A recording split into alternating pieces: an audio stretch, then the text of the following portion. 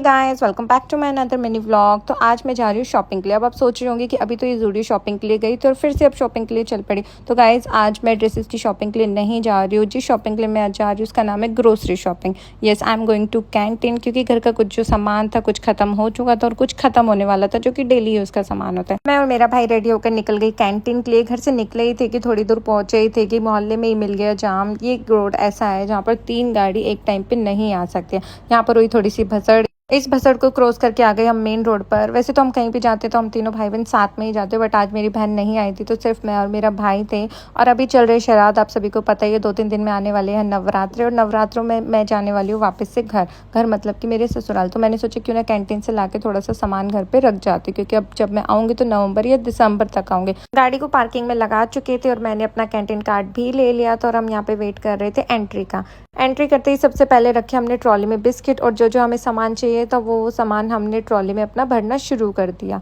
मेरा भाई सारी उठपटांगे हरकतें करता रहता है, तो इसलिए यहाँ पर वो ट्रॉली भी उल्टी चला रहा था। और ये इतना चला के जैसे इसको पता लग रहा था कि हाँ अब सामान ज़्यादा भरना शुरू हो गया, तो इसने ये ट्रॉली मुझे थमा दी कि ले अब तू चला। बट मैं भी बहुत चंटू, मैंने 1-2 सामान रखा और मैंने ले जाके इसको खड़ा कर दिया बिलिंग लाइन में, क्योंकि सारे काउंटर्स पे बिल की लाइन बहुत लंबी थी।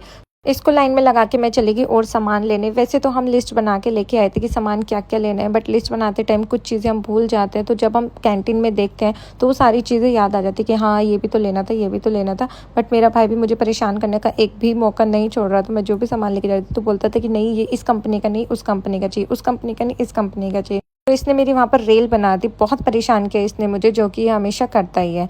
दुनिया भर की यहाँ पर चीज़ें थी, बट जो मुझे चाहिए थे वो मुझे मिल ही नहीं रहा था। तो फिर मैं एक राउंड के लिए और चली गई कि शायद अब की बार मिल जाए। मैं ढूंढ रही थी अपने लिए सनस्क्रीन, और फाइनली मुझे सनस्क्रीन मिल गई बहुत ज़्यादा इधर उधर ढूंढने के बाद।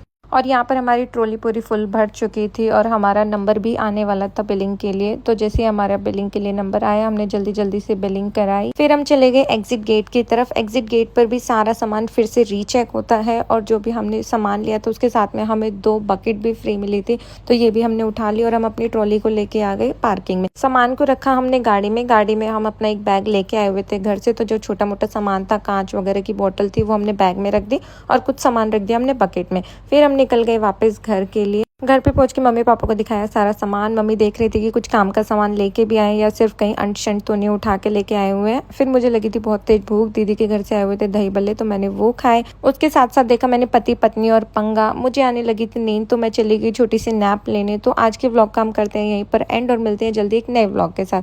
Bye bye guys.